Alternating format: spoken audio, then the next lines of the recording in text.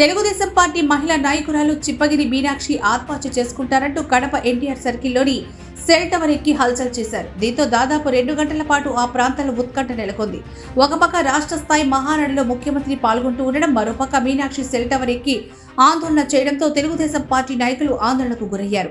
1 town పోలీసులు, fire revenue సిబ్బంది హుటాహుటిన సంఘటన స్థలానికి చేరుకొని టవర్ కింద దిగాలని కోరారు.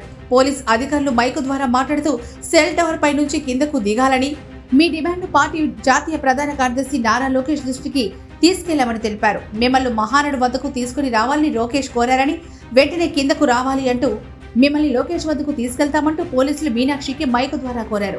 దీంతో ఆమె కిందకు దిగొచ్చారు. వెంటనే ఆమెను ప్రభుత్వ సర్వజన ఆసుపత్రికి తరలించారు.